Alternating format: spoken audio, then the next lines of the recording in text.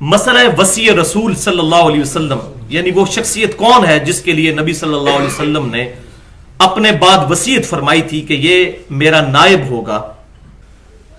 پہلی حدیث صحیح بخاری اور صحیح مسلم کی متفق علیہ حدیث ہے، اور نبی صلی اللہ علیہ وسلم کے وفات کے چیپٹر میں صحیح بخاری میں انٹرنیشنل نمبرنگ کے مطابق 4460 نمبر. سیدنا طلحہ رحمۃ اللہ علیہ کا بیان ہے کہ میں نے عبداللہ بن ابی اوفا رضی اللہ تعالیٰ عنہ صحابی سے پوچھا جو 86 ہجری میں حضور کی وفات کے 75 سال کے بعد فوت ہوئے کہ بتائیے کیا رسول اللہ صلی اللہ علیہ وسلم نے اپنا وصی کسی کو بنایا تھا؟ تو انہوں نے کیٹاگوریکل ڈینائی کیا کہ نہیں، آپ صلی اللہ علیہ وسلم نے اپنا وصی کسی کو نہیں بنایا، البتہ آپ صلی اللہ علیہ وسلم نے ہمیں کتاب اللہ پر عمل کرتے رہنے کی وصیت فرمائی تھی. یعنی یہ روحانی خلیفہ قیامت تک کے لیے نبی صلی اللہ علیہ وسلم کی امت پر یہ کتاب ہے. تیسری حدیث غدیر خم، یہ وہ حدیث ہے جو ابھی جشن غدیر خم بھی منایا جا رہا تھا پچھلے ہفتے 17 ذوالحجہ کو، کہ آپ صلی اللہ علیہ وسلم نے حجۃ الوداع سے واپسی پر مکے سے مدینہ آتے ہوئے خم نامی گاؤں میں ایک جگہ پڑاؤ کیا. اور یہ حدیث غدیر خم کی حدیث اتفاقی اور اجماعی حدیث ہے اہل سنت اور اہل تشیع کے ہاں. صحیح مسلم میں اوپر تلے سیدنا علی کے فضائل والے چیپٹر میں 4 حدیثیں ہیں، 6225، 6226، 6227، 6228. یہ غدیر خم کی حدیث جامعہ ترمذی میں بھی، سنن ابن ماجہ میں بھی، مسند امام احمد میں اور بڑی کتابوں میں موجود ہے. صحیح مسلم کے الفاظ میں یہاں پر پڑھوں گا. آپ صلی اللہ علیہ وسلم کے لیے اونٹ کے پالان کا ممبر تیار کیا گیا.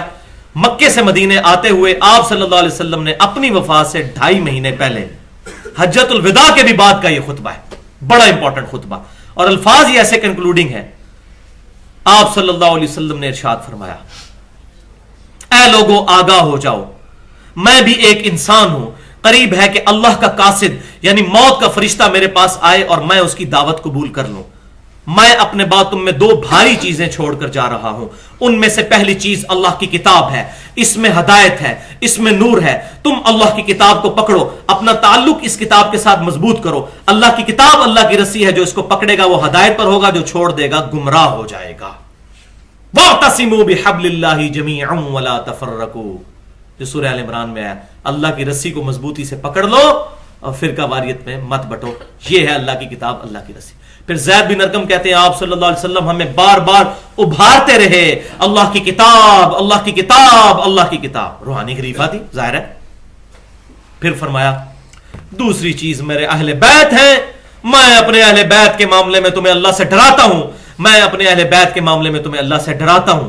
کیونکہ نبی صلی اللہ علیہ وسلم کو یہ غیبی خبر دی جا چکی تھی کہ آپ کی وفات کے بعد آپ کی امت اہل بیت کے ساتھ برا سلوک کرے گی. لہذا جن لوگوں نے بھی سیدنا علی کے ساتھ زیادتیاں کی یا سیدنا حسین ابن علی رضی اللہ تعالی عنہما کو شہید کیا، ڈائریکٹلی عبید اللہ ابن زیاد ہو یا اس نے جس کے حکم سے یزید ابن معاویہ، ہم کسی سے کوئی محبت نہیں کرتے. ہم ان تمام فاسقین کا معاملہ اللہ کے سپرد کرتے ہیں. ہم الحمدللہ اہل بیت کے ساتھ محبت کرتے ہیں الحمدللہ. تو یہ ہے وہ غدیر خم کی حدیث، اور اس میں باقی الفاظ جو باقی کتابوں میں صحیح سند کے ساتھ ہیں وہ بھی میں بتا دوں. جامعہ ترمذی میں 3713 نمبر حدیث ہے، اس میں آگے یہ بھی الفاظ ہیں. آپ صلی اللہ علیہ وسلم نے فرمایا جس کا مولا میں اس کا مولا علی. اور یہ مولا سے مراد مشکل کشا نہیں ہے بلکہ جگری یار. عربی میں کہتے ہیں مولا دلی محبوب کو. تو یہاں میں ایک چیز بالکل کلیئر کٹ بتا دوں کہ اگر کوئی مولا کو مشکل کشا کے معنوں میں لیتا ہے تو وہ سیدنا علی کا گستاخ ہے. اور اس پہ میری پوری گفتگو ہے اہل سنت پاک.com پر. یوٹیوب کا جو ہمارا چینل ہے 720085 اس کے تھرو دعا صرف اللہ ہی سے، مسئلہ نمبر 3 کے نام سے 1 گھنٹہ اور 38 منٹ کی گفتگو ہے کہ اللہ کے علاوہ کسی کو بھی دعا کے لیے پکارنا یہ خالصتاً شرک، قرآن اور سنت کی روشنی میں اور ناقابل معافی گناہ ہے. اسی لیے اللہ تعالیٰ نے کیٹاگوریکل مینشن کیا اور ہمیں بار بار نماز میں یہ پڑھوایا ایاک نعبد و ایاک نستعین، اے اللہ ہم عبادت صرف تیری کرتے ہیں اور ساتھ ہی عبادت کی اعلیٰ ترین شکل و ایاک نستعین، اور غائب میں مدد تجھی سے مانگتے ہیں. مولا سے مراد جگری یار. اور پوری ایکسپلینیشن جو ہے وہ پہلے 300 سال میں ایک کتاب لکھی گئی، کتاب السنہ، امام ابو بکر بن عاصم المتوفا 287 ہجری، اور مشکل الاثار امام طحاوی کی جو کتاب ہے المتوفا 321 ہجری وہ دونوں لے کر آئے کہ اسی موقع پر پھر آپ صلی اللہ علیہ وسلم نے سیدنا علی کا ہاتھ پکڑا اور آپ صلی اللہ علیہ وسلم نے سیدنا علی کا ہاتھ یوں بلند کیا صحابہ کے سامنے اور کہا کہ جس کا مولا میں اس کا مولا علی. اور پھر آپ صلی اللہ علیہ وسلم نے یہ گفتگو کرنے سے پہلے وہ آیت پڑھی سورہ الاحزاب کی النبی اولا بالمؤمنین من انفسہم. اس سے کلیئر ہو گیا کہ مولا سے مراد مشکل کشا نہیں دلی محبوب ہے کہ نبی صلی اللہ علیہ وسلم مومنین کی جانوں سے بھی زیادہ ان پر حق رکھتے ہیں اور نبی کی بیویاں امت کی مائیں ہیں. یہ آیت نبی صلی اللہ علیہ وسلم نے پڑھی. اس کے بعد فرمایا کہ کیا تم اللہ اور اس کے رسول کے ساتھ محبت نہیں کرتے, مجھے اپنی جان و مال سے بڑھ کر عزیز نہیں سمجھتے؟ تمام نے کہا بلا یا رسول اللہ. پھر فرمایا من کنت مولا فعلی مولا, من کنت مولاہ فعلی مولاہ فہذا علی مولاہ. تو جس کا پھر جگری یار میں ہوں, پھر میرے ساتھ جاری لگانی ہے تو مولا علی کے ساتھ بھی جاری لگانی ہے. اور یہ کس کو حضور نے کہا؟ غدیر خم پر. اگر یہی جملہ آپ صلی اللہ علیہ وسلم حجۃ الوداع پر بول سکتے تھے. لہذا اہل تشیع کا یہ جو موقف ہے کہ یہاں پر نبی صلی اللہ علیہ وسلم نے سیدنا علی کو اپنا وصی بنا دیا تھا, یہ بالکل فضول ہے. اور میں آج اس ویڈیو کے بہاف پر دنیا کے تمام اہل سنت کو یہ چیلنج کرتا ہوں کہ اپنے اصول محدثین پر ایک کتاب دکھائیں کہ نبی صلی اللہ علیہ وسلم نے بائی نیم اپنے بعد سیدنا ابوبکر صدیق کو اپنا خلیفہ بنایا ہو. یہ تو صحابہ کا اجماع ہوا تھا, نہیں ہے. اسی طریقے سے اہل تشیع کو بھی یہ چیلنج ہے, اور میں کئی دفعہ دے چکا ہوں, اپنے اصول محدثین پر ایک حدیث ثابت کر دے کہ غدیر خم پر آپ صلی اللہ علیہ وسلم نے یہ فرمایا ہو کہ میرے بعد یہ خلیفہ ہے, میرا نائب ہوگا امت پر. یہ ان کے یہاں بھی نہیں ملتا. وہ کہتے ہیں جی اشارے ملتے ہیں. اشارے تو ادھر بھی پڑے ہیں, سیدنا ابوبکر کے لیے بھی سیدنا علی کے لیے بھی. اشاروں کے نہیں, ان ایمبیگوس حدیث دکھائے, غیر مبہم, وہ ان کے پاس بھی کوئی نہیں موجود. تو یہ غدیر خم پر اصل میں مسئلہ کیا تھا؟ اگر آپ صلی اللہ علیہ وسلم نے یہ بات کرنی ہوتی حجۃ الوداع پر کرتے. جو حجۃ الوداع کی جامعہ ترمذی کی حدیث ہے کہ قرآن اور اہل بیت, وہ والی روایت ضعیف ہے. جو صحیح سند کے ساتھ ہے وہ غدیر خم کی صحیح مسلم میں غدیر خم پر ہے. یہاں آپ صلی اللہ علیہ وسلم نے سیدنا علی کے لیے اتنا پروٹوکول کیوں دیا؟ اس کی ایک وجہ تھی کہ یہاں پر صرف اہل مدینہ اور اہل شام رہ گئے تھے خم پہ. باقی سب لوگ تو جا چکے تھے حج سے واپسی پر. یا مدینے والے لوگ تھے یا جنہوں نے شام جانا تھا, وہ لوگ حضور صلی اللہ علیہ وسلم کے ساتھ تھے.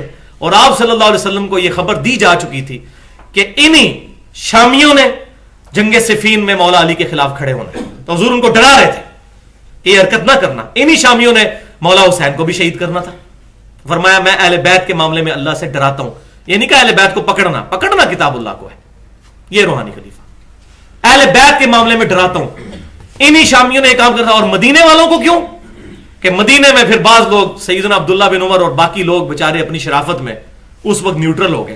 صحیح بخاری اور صحیح مسلم کی متفقن علیہ حدیث ہے کہ آپ صلی اللہ علیہ وسلم نے فرمایا غزوہ تبوک کے موقع پر آپ صلی اللہ علیہ وسلم سیدنا علی کو پیچھے عورتوں اور بچوں کے پاس مدینہ شریف چھوڑ گئے.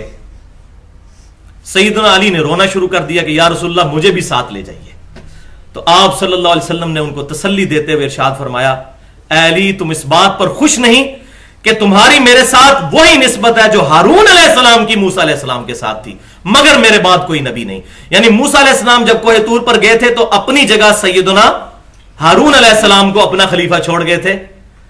تو تم میرے خلیفہ ہو اہل مدینہ پر, لیکن یہ زندگی میں خلیفہ, وفات کے بعد کے لیے نہیں, زندگی میں. زندگی میں ہجرت کے موقع پر بھی آپ صلی اللہ علیہ وسلم نے سیدنا علی کو اپنے بسترے پر لٹایا تھا. اور یہاں پر ایک علمی بات بھی سن لیجئے, سیدنا ہارون علیہ السلام سیدنا موسیٰ علیہ السلام کے خلیفہ وفات کے بعد نہیں بنے, کیونکہ سیدنا ہارون علیہ السلام سیدنا موسیٰ علیہ السلام کی زندگی میں ہی فوت ہو گئے تھے.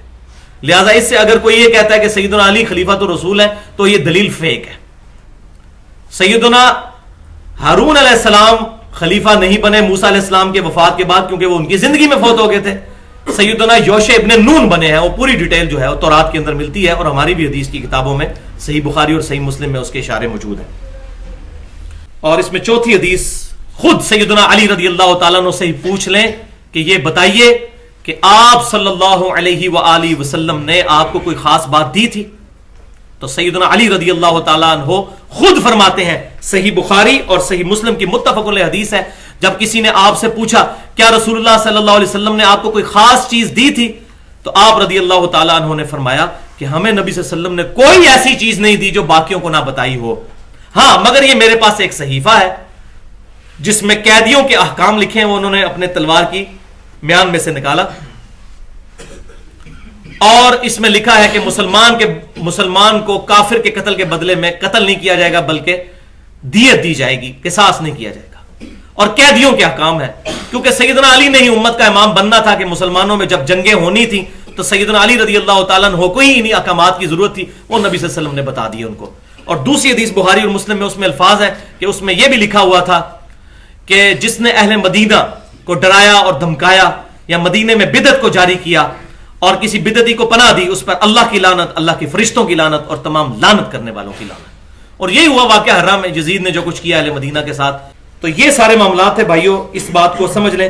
ایک اور جملہ سیدنا علی نے پھر بول دیا ساتھ، ہاں جو قرآن کا فہم ہے وہ تو اللہ تعالیٰ ہر مسلمان کو جو دیتا ہے وہ اس کا حصہ ہے، یعنی یہ قرآن ہی روحانی خلیفہ ہے۔ صحیح بخاری میں انٹرنیشنل نمبرنگ کے مطابق چیپٹر کا نام ہی ہے اپنا خلیفہ کرنے کا بیان۔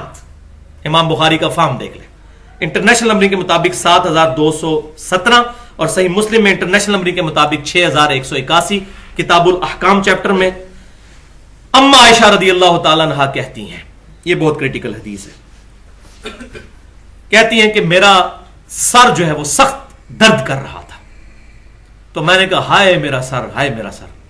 تو نبی صلی اللہ علیہ وسلم نے جو ہے وہ مزاح فرماتے ہوئے کہا کہ عائشہ اگر تم اسی بیماری میں مر گئی نا تو میں تمہارا جنازہ بھی پڑھاؤں گا، تمہارے لیے دعائیں مغفرت کروں گا۔ اب حضرت عائشہ ظاہر میاں بیوی کا ریلیشن تھا، وہ آگے سے تپ گئی، ان کا ہاں دفنا دیں گے مجھے، پھر آپ کسی اور عورت کے ساتھ شادی کر لیں گے، یہی آپ چاہتے ہیں نا، اللہ کی قسم آپ چاہتے ہیں میں مر جاؤں اور جان چھوٹ جائے۔ یہ مزاح کے طور پر میاں بیوی کے درمیان یہ باتیں ہوتی ہیں۔ تو نبی صلی اللہ علیہ وسلم نے فرمایا نہیں ایسی بات نہیں ہے، میں بھی اپنے سر میں درد محسوس کر رہا ہوں، یعنی ابھی حضور صلی اللہ علیہ وسلم کی بیماری شروع نہیں ہوئی تھی، یہ جسٹ بالکل شروع۔ اے عائشہ میرا بھی سر درد کر رہا ہے، اور میں نے ارادہ کیا کہ میں تیرے بھائی کو بلاؤں، یعنی ابو بکر صدیق کے بیٹے کو، اور ابو بکر کو بھی بلاؤں اور میں ان کو لکھ دوں۔ مجھے ڈر ہے کہ میرے بعد کوئی مانگنے والا اس چیز کو مانگے گا۔ پھر میں نے سوچا کہ کوئی مانگنے والا مانگے گا بھی تو انشاءاللہ میری امت اور اللہ تبارک و تعالیٰ ابو بکر کے علاوہ کسی اور پر راضی نہیں ہوں گے۔ اللہ تعالیٰ وہ مانگنے والے کو خود ہی دفع کر دے گا، وہ میری امت کو ابو بکر پر جمع کر دے گا۔ اب اس وقت یہ بات نہیں کہ یہ کیا بات ہو رہی ہے، وہ کانٹیکسٹ وہی چل رہا ہے، وفات کے دن قریب ہے اور ظاہر ہے کہ وہ بات چل رہی ہے۔ یہ بخاری اور مسلم دونوں میں موجود ہے۔ اور وہ مانگنے والا کون ہے؟ وہ سیدنا سعد بن عبادہ، وہ آگے حدیث میں آ بھی جائے گا بخاری شریف، جنہوں نے بکر صدیق کی بیعت نہیں کی تھی لیکن رضی اللہ تعالیٰ عنہ۔ خلافت اور ملوکیت میں یہی فرق ہے، سیدنا بکر صدیق کی بیعت نہیں کی، نہیں گاٹے پہ تلوار چلائی کہ بیعت کر۔ سیدنا عثمان شہید ہو گئے ظلمن، ایک اشارے پر تکہ بوٹی ہو جاتی اس باغی گروہ کی۔ لیکن یہی تو فرق ہے خلافت اور ملوکیت میں۔ سیدنا عثمان سمجھتے تھے کہ ان کا جو پروٹیسٹ ہے میرے خلاف وہ بالکل ٹھیک ہے، لیکن اس درجے تک نہیں ان کو جانا چاہیے تھا۔ ظاہر ہے سیدنا عمر سے، سیدنا عثمان سے بعض اجتہادی غلطیاں ایسی ہوئی کہ صحابہ ان کے خلاف ہوئے۔ یہ کبھی موقع ملا تو انشاءاللہ ڈیٹیل سے بتائیں گے۔ اور الحمدللہ اسی لیے صحیح بخاری اور مسلم کی جو حدیث میں پہلے بیان کر چکا کہ آپ صلی اللہ علیہ وسلم جس دن فوت ہوئے، بخاری اور مسلم کا حوالہ میں نے بتا دیا، آپ صلی اللہ علیہ وسلم نے اپنا مبارک حجرے سے پردہ ہٹایا، لوگ فجر کی نماز میں سیدنا ابو بکر صدیق رضی اللہ تعالیٰ عنہ کے پیچھے نماز پڑھ رہے تھے۔ صحابہ کہتے ہیں کہ 3 دن سے ہمیں حضور کی زیارت نہیں ہوئی تھی، قریب تھا کہ جب یہ پردہ ہٹنے کی آواز آئی، ظاہر ہے وہ کھجور کے پتوں کا پردہ تھا، قریب تھا کہ ہم حضور کی زیارت کی خوشی میں آزمائش میں پڑھ کے اپنی نماز ہی توڑ دیتے، لیکن حضور نے جب ہماری حالت دیکھی تو ہمیں کہا کہ اپنی جگہوں پر ٹھہرے رہو۔ پھر آپ صلی اللہ علیہ وسلم یعنی اس معاملے پر خوش ہوئے کہ سیدنا ابو بکر صدیق کے پیچھے سب کے سب لوگ نماز پڑھ رہے ہیں۔ پھر آپ صلی اللہ علیہ وسلم اندر چلے گئے، اور انس بن مالک کہتے ہیں کہ اسی دن، یہ سوموار کا دن تھا، اسی دن پھر چاش کے وقت نبی صلی اللہ علیہ وسلم کی وفات ہوئی۔ تو آپ صلی اللہ علیہ وسلم بہت خوش ہوئے صحابہ کرام کو سیدنا ابو بکر کے پیچھے دیکھ کے کہ سارا وہ جھگڑا ختم ہو گیا، اب کوئی دوئے رائے نہیں رہی ہے۔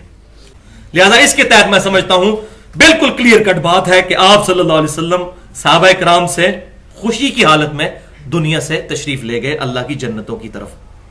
पहली हदीस सही बुखारी में इंटरनेशनल नंबरिंग के मुताबिक 4447, नबी सल्लल्लाहु अलैहि वसल्लम की वफात वाले चैप्टर में किताबुल मगाजी के अंदर कि हुजूर सल्लल्लाहु अलैहि वसल्लम की जब वफात के आसार आप पर नुमाया हुए, हुजूर के चचा अब्बास इब्ने अब्दुल मुत्तलिब उन्होंने मौला अली का हाथ पकड़ा और कहा कि ऐ मौला अली, हम चलते हैं और हुजूर सल्लल्लाहु अलैहि वसल्लम से जाकर पूछते हैं कि आपका जानशीन कौन है। अगर हुजूर ने हमें खलीफा बनाना है तो हमें पता चल जाएगा, और अगर किसी और को बनाना है तो तब भी हमें पता तो चल जाएगा। मौला अली ने कितनी समझदारी का सबूत दिया।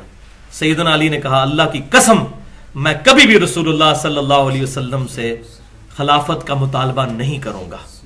क्यों? हुजूर के बेटे थे, हुजूर ने बचपन से पाला था, नेचर समझते थे हुजूर सल्लल्लाहु अलैहि वसल्लम की कि जिस नबी ने अपनी औलाद के लिए सदके को आराम कर दिया है वो कभी मलूकियत ये शुरू नहीं करेगा।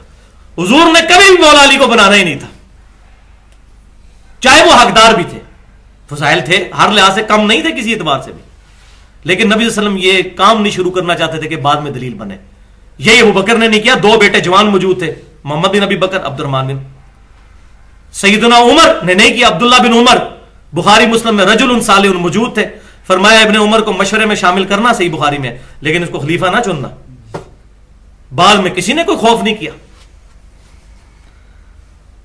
तो सैयदना अली ने कहा, मैं कभी भी खिलाफत डिमांड नहीं करूंगा, अल्लाह की कसम अगर रसूलुल्लाह ने मना कर दिया तो हुजूर की उम्मत कभी भी हमें खिलाफत में हिस्सा नहीं देगी, बनु हाशिम को कभी खिलाफत नहीं मिलेगी। हजरत अली समझदार थे, उनको पता था कि नबी सल्लल्लाहु अलैहि वसल्लम इसे मना फरमा देंगे, लिहाजा खामोश रहने में ही बेहतरी है। दूसरी हदीस सही बुखारी में 4459, यह भी हुजूर की वफात वाले चैप्टर में, और यह सही मुस्लिम में भी मौजूद है कि सैयदा आयशा को किसी ने आके कहा कि लोग तो कह रहे हैं, बाहर बातें करते हैं कि हजरत अली के लिए नबी सल्लल्लाहु अलैहि वसल्लम ने वसीयत फरमाई थी, यानी कि खिलाफत की। तो सैयदा आयशा ने कहा कि नबी सल्लल्लाहु अलैहि वसल्लम की वफात मेरी गोद में हुई है, आप सल्लल्लाहु अलैहि वसल्लम ने किस वक्त अली के लिए वसीयत की थी? आपका तो आखिरी वक्त मेरे पास था, उस वक्त तक तो आपने किसी के लिए वसीयत नहीं की। और देखे हजरत आयशा का इंसाफ, आपने ये भी नहीं कहा कि मैं वो तो मेरे बाप को बना के गए थे, ये भी नहीं कहा, वरना बड़ा सही मौका था। कहते कि नहीं, अली को नहीं, अबू बकर को, फौरन वो ले आते। उनको पता था कि अबू बकर को भी नहीं बनाया गया, और वो सबूत सही मुस्लिम में 6178 नंबर हदीस है। सैयदा आयशा का अपना एक्सपर्ट ओपिनियन। किसी ने पूछा, ये बताइए अगर अल्लाह के नबी अपना खलीफा किसी को बनाते तो किस शख्स को बनाते? इससे और क्लियर हो गया कि हुजूर ने अपना खलीफा नहीं बनाया।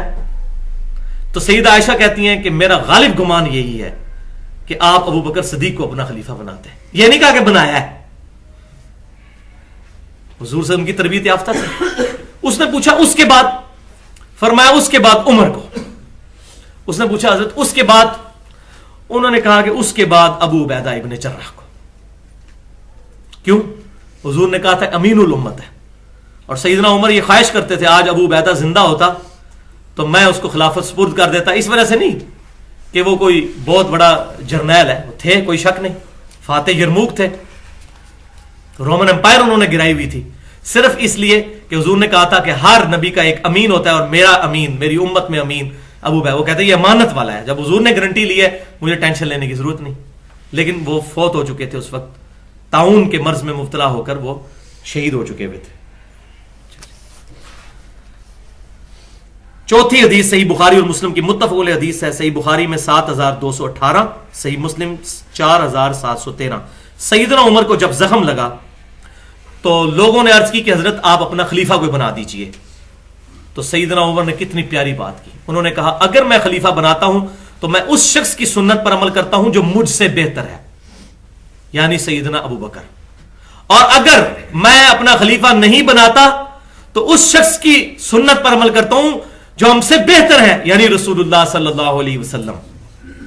अब्दुल्ला बिन उमर कहते हैं जब आपने रसूलुल्लाह का नाम लिया हम समझ गए कि अब आप रसूलुल्लाह की सुन्नत पर अमल करेंगे और अपना खलीफा किसी को नहीं बनाएंगे। देखें हमीयत कि रसूलुल्लाह की सुन्नत पर अमल करेंगे। हमें पता चल गया कि अब ये काम नहीं करेंगे। और बुखारी मुस्लिम में अल्फाज है कि मैं पूरी जिंदगी तुम्हारा बोझ उठाता रहा, मैं नहीं चाहता कि अपने मरने के बाद भी तुम्हारा बोझ उठाऊं। अल्लाह की कसम, जो इस्लाम की खिदमत अल्लाह ने मुझसे ली, बाज लोग मेरे डर की वजह से मेरी तारीफ करते हैं और बाज लोग जो है वाकई दिल से तारीफ करते हैं, मेरे लिए दुआ करते हैं। لیکن اللہ کی قسم میرے پاس اگر زمین بھر سونا ہو تو میں خیرات کرنے کے لیے تیار ہوں اللہ کے عذاب سے بچنے کے لیے. یہ بخاری مسلم کے الفاظ ہیں. دیکھیں کتنی عاجزی تھی ان کی. اور میں چاہتا ہوں کہ اللہ تعالیٰ میری خدمات کے بدلے میں مجھے برابر ہی چھوڑ دے, بریک ایون پوائنٹ پہ, یعنی کہ میری نیکیاں میرے گناہوں کا کفارہ بن جائے تو میں اس پہ بھی راضی ہوں. یہ دیکھیں ادھر تو 5 وقت نماز پڑھ کے داڑھی رکھ کے اور پگڑی رکھ کے اور شلوار ٹخنوں سے اوپر کر کے سمجھتے ہیں کہ پتہ نہیں یہ اب اس وقت جو ہے وہ اس دور کے سب سے بڑے ولی اللہ ہی ہے. اور یہ سیدنا عمر کا, مولا عمر رضی اللہ تعالیٰ عنہ. اور یہاں پر یہ میں بات شروع میں ہی کانٹا نکال دوں کہ چند ناسبیوں نے یہ جھوٹ مچا دیا ہے کہ سیدنا علی نے سیدنا حسن کو اپنا خلیفہ بنایا تھا, تو حضرت معاویہ نے اگر اپنے بیٹے یزید کو بنا لیا تو اس میں کون سے جرم والی بات ہے. تو یہ بات یاد رکھیں, یہ بالکل سفید جھوٹ ہے. اہل سنت اور اہل تشیع کے ہاں میں دونوں طرف چیلنج کرتا ہوں, کوئی بندہ مجھے صحیح سند کے ساتھ ایک روایت بتا دے کہ سیدنا علی نے اپنے بعد سیدنا حسن کو خلیفہ بنایا ہو. ہاں آپ نے یہ ضرور کہا تھا کہ میرے بعد اگر حسن کو چنو گے تو میں اسے منع بھی نہیں کروں گا اور نہ میں تمہیں اس بات کا حکم دیتا ہوں تم اپنا امیر خود چنو, میں اسی طریقے سے تمہیں چھوڑ کر مروں گا جس طرح ہمارے آقا و مولا سیدنا امام اعظم محمد رسول اللہ صلی اللہ علیہ وسلم ہمیں چھوڑ کر گئے تھے اور ہم نے اپنا امام خود چنا تھا. میں اپنے سر پہ یہ بار نہیں لوں گا. اور یہ بھی یاد رکھیے گا, میں آگے بتا دوں گا بخاری اور مسلم کے, ابھی یہی میں بھول ہی نہ جاؤں. بخاری مسلم کے الفاظ ہیں, جب سیدنا عمر نے وہ 6 رکنی کمیٹی بنائی, صحیح بخاری کے الفاظ ہیں, اس میں آپ رضی اللہ تعالیٰ نے یہ خلافت نامزد کے لیے 6 رکنی کمیٹی بنائی, اور جو دوسری حدیث ہے وہ آگے آ جائے گی, اس میں آپ نے فرمایا تھا جو بھی امیر مسلمانوں کے مشورے کے بغیر منے اس کو قتل کر دینا. ابو بکر والا معاملہ ذرا جو ہے وہ حادثاتی طور پر ہوا تھا, وہ انشاءاللہ میں بیان بھی کر دوں گا.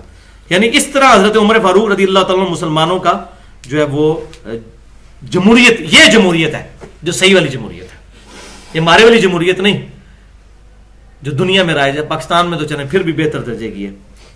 وہ سیدنا عمر کا آخری خطبہ وفات سے پہلے صحیح بخاری میں انٹرنیشنل نمبرنگ کے مطابق 6830, یہ زخم بھی لگنے سے پہلے کا ہے, حج سے واپسی پر. اب یہ بڑے کریٹیکل الفاظ ہیں. حج کے دوران کسی نے بات کی کہ ابو بکر صدیق کی بیعت تو بڑی حادثاتی ہوئی تھی, صحیح بخاری کے الفاظ ہیں. عمر جب مرے گا نا تو پھر ہم فلاں کو اپنا خلیفہ بنا لیں گے. وہ فلاں کا نام نہیں انہوں نے بتایا کون ہے. عبد الرحمن بن عوف رضی اللہ تعالیٰ عنہ بھی وہاں موجود تھے. حضرت عمر تک یہ شکایت پہنچی, حضرت عمر غصے میں آئے اور ان کا کہ میں آج ادھر خطبہ دوں گا حج پہ. یہ لوگ اس قسم کی باتیں کرتے ہیں میری زندگی میں ان کو سیدھا کر دوں گا. عبد الرحمن بن عوف نے کہا امیر المومنین حج کے موقع پہ ان پڑھ لوگ بھی آئے ہوئے ہیں, جاہل بھی آئے ہوئے ہیں, کوئی آپ کی غلط ہی نہ مطلب لے لیں کسی بات کا, تو آپ آرام سے مدینہ شریف جائیے, وہاں جا کے مسجد نبوی میں خطبہ دیجیے گا. حضرت عمر مان گئے. پھر آپ رضی اللہ تعالیٰ مسجد نبوی شریف میں آتے ہی آپ نے پہلا کام کیا یہ خطبے والا, اور صحابہ کرام کا جمگٹا لگا ہوا ہے. عبداللہ بن عباس کہتے ہیں کہ مجھے یہ پتا تھا کہ حضرت عمر کا خاص خطبہ ہے, میرا گھٹنا بھی حضرت عمر کے ممبر کے ساتھ جڑا ہوا تھا, اور میں صحابہ کو کہہ رہا تھا آج بچوں خیر منا لو اپنی, آج حضرت عمر نے وہ گلاں کرنی ہیں جو پہلے نہیں کبھی کی, آج وہ باتیں کرنی ہیں. پھر حضرت عمر نے کہا کہ میں تمہاری چیما گوئیاں سن رہا ہوں کہ ابو بکر کی بیعت کر لی گئی تھی بڑی حادثاتی طور پہ, اب ہم اپنی مرضی سے خلیفہ سنیں گے تو یہ بات سن لو, کوئی یہ معاملہ ایسا نہیں ہوا تھا. سیدنا ابو بکر صدیق کی سب نے بیعت کی تھی. پھر انہوں نے بتایا کہ نبی صلی اللہ علیہ وسلم کی جب وفات ہوئی تو ہمیں آ کر خبر ملی, یہ جو سقیفہ بنی ساعدہ والی حدیث جو اکثر اہل تشیع پیش کرتے ہیں, یہ بخاری میں ڈیٹیل کے ساتھ موجود ہے, مسلم شریف میں بھی موجود ہے. نمبر میں بتا چکا 6830. تو انہوں نے کہا یہ سن لو, ہوا یہ تھا کہ سیدنا ابو بکر صدیق رضی اللہ تعالیٰ عنہ, اور مجھے جب یہ خبر ملی تو ہم لوگ بنی ساعدہ میں گئے, وہاں پر انصار کا جھمگٹا لگا ہوا تھا اور وہ خلیفہ نامزد کرنے والے تھے انصار. ہم وہاں پہنچے تو میں وہاں بولنے لگا تو ابو بکر صدیق نے کہا چپ کر جاؤ, ان کی بات سن لو. تو وہاں ایک شخص کھڑا ہوا, اس نے کہا کہ خلافت ہمارا حق ہے, یہ مہاجر جو تھے تو بڑے غریب تھے جب وہاں سے آئے تھے, ہماری وجہ سے اسلام کو تقویت ملی, لہذا اے انصار اپنا حق لو, تم نبی وسلم کے خلیفہ ہو. حضرت عمر کہتے ہیں میں نے پورا ایک مضمون تیار کیا, میں یہاں تقریر کروں گا, ان سب کو ٹھنڈا کروں گا, لیکن ابو بکر صدیق رضی اللہ تعالیٰ عنہ نے مجھے روک دیا, کیونکہ ان کو پتا تھا یہ جذباتی ہیں, وہ غلط بات ہی کر کے معاملہ ہی نہ بگڑ جائے. تو سیدنا ابو بکر صدیق رضی اللہ تعالیٰ نے وہاں پر ایک خطبہ دیا, اور حضرت عمر کہتے ہیں اللہ کی قسم جو میں نے مضمون بنایا تھا اس سے بہتر مضمون سے سیدنا ابو بکر صدیق نے ان کو ٹھنڈا کیا اور کہا کہ نہیں اے انصار, تم ہمارے وزیر ہو, تم رسول اللہ کے بھی وزیر تھے اور ہمارے بھی وزیر ہو. نبی صلی اللہ علیہ وسلم نے فرمایا تھا خلافت قریش میں رہے گی, کیونکہ پورا عرب جو ہے وہ قریش کو ایک سپیریئر خاندان کے طور پر مانتا تھا. تم پہلے بھی وزیر تھے, تم ہمارے وزیر رہو گے, گورنر تم بنو گے, سب کچھ ہوگا, لیکن امیر جو ہے یہاں سے ہوگا. پھر ایک اور شخص بیچ میں کھڑا ہوا, اس نے کہا نہیں ایک امیر آپ سے ایک ہم میں. پھر سیدنا ابوبکر صدیق نے کہا نہیں ایسا نہیں ہوگا, امیر ایک ہی ہوگا اور وہ قریش میں سے ہوگا. اور یہ دو بندے تمہارے سامنے موجود ہیں, سیدنا عمر اور سیدنا ابو عبیدہ ابن جراح, وہی جو حضرت عائشہ نے دو نام لیے تھے ابو بکر کے بعد. تم ان دونوں میں سے کسی کو اپنا خلیفہ چن لو اور اس کی بیعت کر لو. سیدنا عمر فاروق کہتے ہیں کہ سیدنا ابو بکر صدیق کے پورے خطبے میں مجھے کوئی بات بری نہیں لگی سوائے اس ایک جملے کے جو انہوں نے کہا کہ عمر کی یا ابو عبیدہ کی جو ہے وہ بیعت کر لو. اللہ کی قسم کوئی شخص میرے تلوار سے ٹکڑے ٹکڑے کر دے یہ مجھے گوارا ہے, لیکن مجھے یہ گوارا نہیں کہ میں کسی ایسی مجلس میں ہوں جس میں ابو بکر صدیق موجود ہوں اور لوگ میرے ہاتھ پر بیعت کر لیں, میرے ٹکڑے ٹکڑے کر دیے جائیں, مجھے یہ بات گوارا ہوگی. تو میں نے فوراً ابو بکر کا ہاتھ پکڑا اور بخاری کے الفاظ میں نے کہا آپ ہمارے سید ہیں, آپ رسول اللہ کے سب سے محبوب اور قریب ہیں, ہم آپ کے ہاتھ پہ بیعت کرتے ہیں.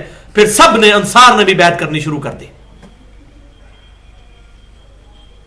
لیکن سیدنا علی جو ہے اس موقع پر موجود نہیں تھے.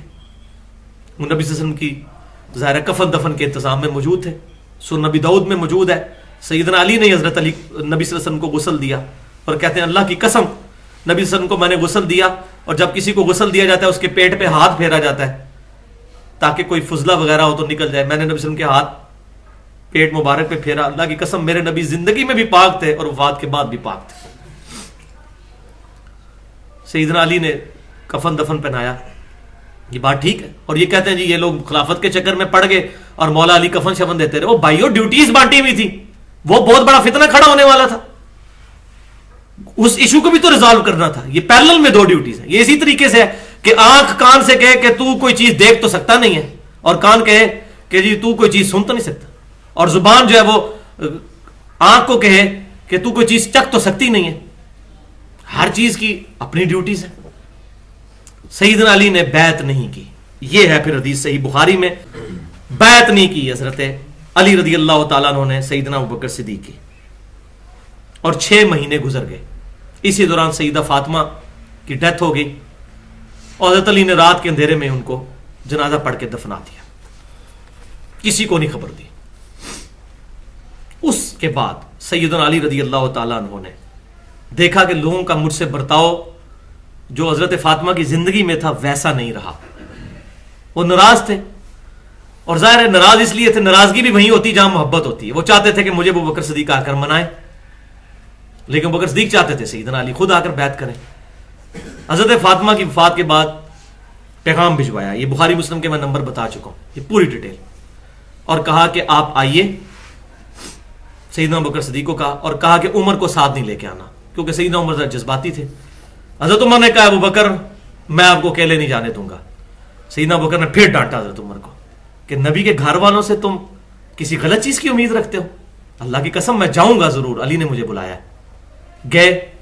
سیدنا علی رضی اللہ تعالیٰ عنہ نے کہا کہ اے ابو بکر, اللہ تعالیٰ نے جو آپ کو ہم پر فضیلت دی ہے, ہم آپ سے کوئی حسد نہیں کرتے, کوئی جیلسی نہیں ہمیں اس بات میں. اللہ کی قسم آپ نبی صلی اللہ علیہ وسلم کے قریبی ساتھیوں میں سے, ہمیں کوئی شک ہی نہیں, لیکن نبی کے گھر والوں کی حیثیت سے ہمارا حق تو بنتا تھا کہ آپ ہمیں مشورے میں ہی شامل کرتے. تو سیدنا ابو بکر صدیق نے رونا شروع کر دیا. جب رونا شروع کیا اور پھر کہا کہ علی اللہ کی قسم میں نبی صلی اللہ علیہ وسلم کے گھر والوں کو اپنے گھر والوں سے زیادہ عزیز سمجھتا ہوں, لیکن اس وقت صورتحال ایسی بن گئی تھی. سیدنا نے کہا that's all, that's enough for me. اب یہ نہیں کہا کہ بیعت کر لو, للہیت تھی, کہا میں اوپن مجمع میں بیعت کروں گا, کوئی چھپا ہوا منافق نہ کہے کہ علی نے بیعت نہیں کی ہے. تو دوپہر کے وقت زور کی نماز کے بعد میں بیعت کروں گا اعلانیہ مسجد نبوی میں, تاکہ کوئی میری محبت میں میرا چمچہ بن کے کل کو ابو بکر عمر کو گالیاں نہ نکالنا شروع کر دے. وہ صحیح بخاری مسلم پھر آگے حدیث چلتی ہے, سیدنا ابو بکر صدیق رضی اللہ تعالیٰ عنہ ممبر رسول پر چڑھے اور انہوں نے کہا کہ علی نے جو بیعت نہیں کی اس کی یہ وجوہات تھیں, اور مانا کہ یہ وجوہات جینون ہے. اور پھر حضرت علی کے فضائل بیان کیے, بخاری مسلم کے الفاظ ہیں. پھر ممبر سے اترے, پھر سیدنا علی ممبر پر چڑھے, سیدنا ابوبکر صدیق کے فضائل بیان کیے اور کہا اس وجہ سے میں نے یہ کیا تھا, میں بیعت کرتا ہوں. اور مسلمان سب کے سب خوش ہو گئے, اور الحمدللہ سیدنا علی کی وجہ سے جو ایک وہ معاملہ بنا ہوا تھا, الحمدللہ خلافت پہ الحمدللہ اس وقت اجماع ہو گیا. باقی وہ جو بنی ثقیفہ والی حدیث تھی, اس میں ایک بات مجھ سے رہ گئی کہ سعد بن عبادہ لیڈ کر رہے تھے انصار کو. سعد بن عبادہ نے اس وقت ابوبکر صدیق کی بیعت نہیں کی وہاں پر, تو کسی نے کہا سیدنا عمر سے کہ تم لوگوں نے سعد کو قتل کر دیا. خزرج کے سردار تھے اور ہماری پوری امت پہ احسان ہے اس صحابی کے.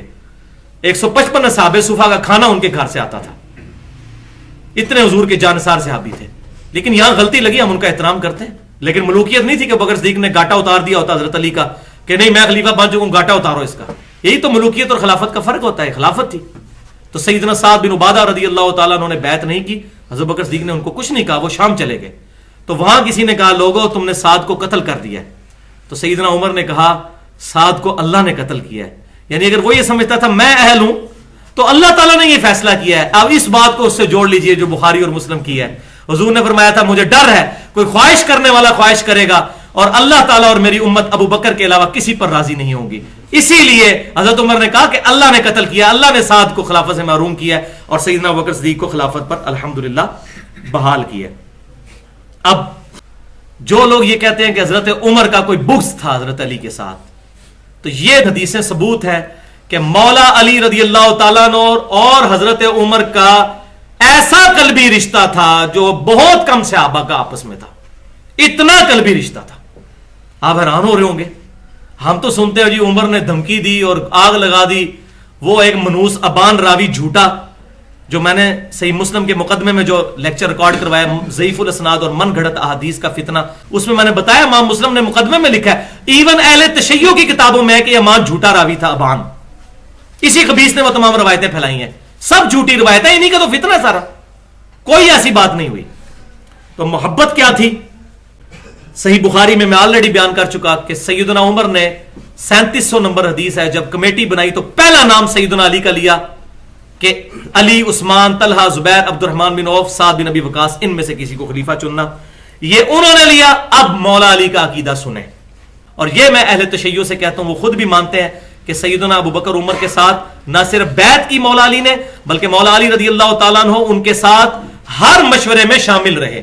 وہ بخاری مسلم میں کئی حدیثیں ہیں, جگہ جگہ مشورے دیتے تھے, یعنی as an active part of government وہ رہے ہیں. لہٰذا ہمیں بھی حضرت علی کی محبت میں سیدنا ابو بکر عمر کے ساتھ کمپرومائز اس معاملے میں کرنا چاہیے, اور الحمدللہ وہ اہل بھی ہیں. اب یہ آخری حدیث اشک بار آنکھوں سے پڑھنے اور سننے والی ہے. صحیح بخاری اور مسلم کی متفق علیہ حدیث ہے.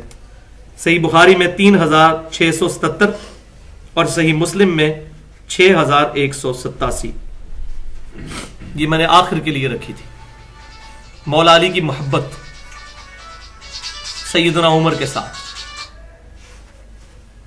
اور راوی ہیں عبداللہ بن عباس رضی اللہ تعالی عنہما. وہ کہتے ہیں کہ سیدنا عمر کی میت رکھی ہوئی تھی اور لوگ میت پہ رو رہے تھے, اور لوگ ان کے لیے دعائیں کر رہے تھے, تعریفی کلمات, کہ ایک چھوٹی سی عرب کی مملکت کو 3 براعظموں تک پہنچا دیا اس شخصیت نے. پہلے سب سے بڑی سپر پاور گرائی ایران جنگ قادسیہ میں, پھر جنگ یرموک میں رومن امپائر کو بھی ڈھیر کیا, اور مسلمانوں کی شان و شوکت اس شخص کی وجہ سے لوگ تعریف کر رہے ہیں. کہتے ہیں اتنے میں ایک شخص میرے پیچھے آ کر کھڑا ہوا اور اس نے میرے کندھے پر کونی رکھی اور کہنے لگا اللہ کی قسم مجھے امید تھی کہ تم اپنے 2 ساتھیوں کے ساتھ جا کر ملو گے, یعنی ابو بکر کے ساتھ اور رسول اللہ کے ساتھ. میں نے بارہا رسول اللہ سے یہ بات سنی کہ میں ابو بکر اور عمر فلاں جگہ گئے, میں ابو بکر اور عمر نے یہ کیا, میں ابو بکر اور عمر یوں, مجھے امید تھی آپ بھی اپنے ان 2 ساتھیوں کے ساتھ مل جاؤ گے. ابن عباس کہتے ہیں میں نے جب گردن موڑ کے دیکھا تو سیدنا علی تھے جو یہ تعریفی کلمات سیدنا عمر کی شان میں بیان کر رہے تھے. یہ ان کی محبت تھی. اللہ تعالیٰ سے دعا ہے کہ ہمارے دلوں میں بھی نبی صلی اللہ علیہ وسلم کی محبت, آپ کے صحابہ کرام کی محبت, آپ کے اہل بیت کی محبت, صحیح العقیدہ تابعین تبع تابعین کی محبت راسخ فرمائے،